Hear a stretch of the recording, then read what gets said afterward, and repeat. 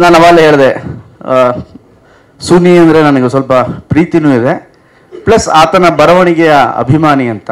ಸುನಿ, ನಿಮ್ಮ ಪೆನ್ನಲ್ಲೂ ಯಾಕೆ ನಗ್ತಾ ಇದೆಯಾ ಸರ್? ನಂದೊಂದು ಪ್ರಶ್ನೆ ಇದೆ. ನಿಮ್ಮ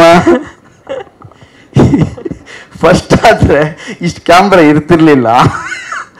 ಈಗ ಹೀರೋ ಏನಪ್ಪ ಡೈರೆಕ್ಟ್ರಿಗೆ ನಿನ್ನ ಅಂತ ಅಂದ್ಬಿಡ್ತಾರೆ ಅಂದ್ಬಿಟ್ಟು ನಿಮ್ಮ. ಓಕೆ,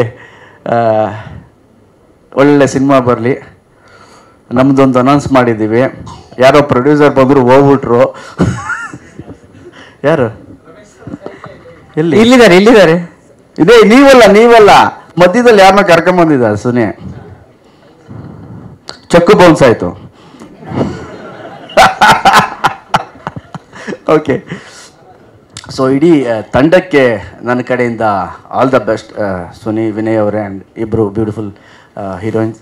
ನಿಮಗೂ ಒಳ್ಳೇದಾಗಲಿ. ಆಲ್ ದ ಬೆಸ್ಟ್ ನಿಮಗೂ. And thank you very much. ನನ್ನನ್ನು ಅದು ಸುನಿ ಸರ್ ಬಗ್ಗೆ ಹೇಳ್ತಿದ್ರಲ್ಲ, ಒಂದು ಪ್ರಶ್ನೆ.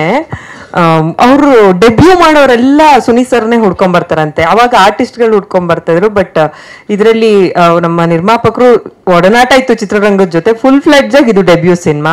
ಲಿರಿಕ್ಸ್ ಬರ್ದಿರೋರು ಡೆಬ್ಯೂ ಇದ್ದಾರೆ, ಕೊರಿಯೋಗ್ರಫಿ ಮಾಡಿರೋರು ಡೆಬ್ಯೂ ಇದ್ದಾರೆ. ಈ ಸಿನಿಮಾದಲ್ಲಿ ತುಂಬಾ ಜನ ಡೆಬ್ಯೂ ಮಾಡಿದ್ರು. ನಿಮ್ಗೆ ಏನ್ ಅನ್ಸುತ್ತೆ ಸರ್, ಯಾಕೆ ಡೆಬ್ಯೂ ಮಾಡೋರೆಲ್ಲ ಸುನಿ ಸರ್ ಹತ್ರನೇ ಫಸ್ಟ್ ಶುರು ಮಾಡೋಣ ಕೆಲಸ ಅಂತ ಬರ್ತಾರೆ? ನಿಜ ಹೇಳ ಸುಳ್ಳು ಹೇಳ?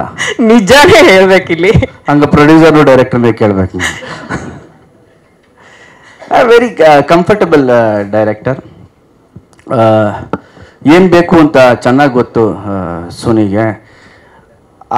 ನಾನು ಅವಾಗಲೇ ಹೇಳಿದ್ನಲ್ಲ, ಒಂದು ಭಾಷೆ, ಒಂದು ಬರವಣಿಗೆ ಹಿಡ್ತಾ ಇದ್ರೆ ಆತನಿಗೆ ಭಾಳಷ್ಟು ಒಂದು ಜ್ಞಾನ ಇರುತ್ತೆ.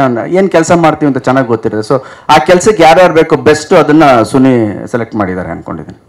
Super, thank you so much sir. Thank you. ಒಂದು ನಿಮಿಷ.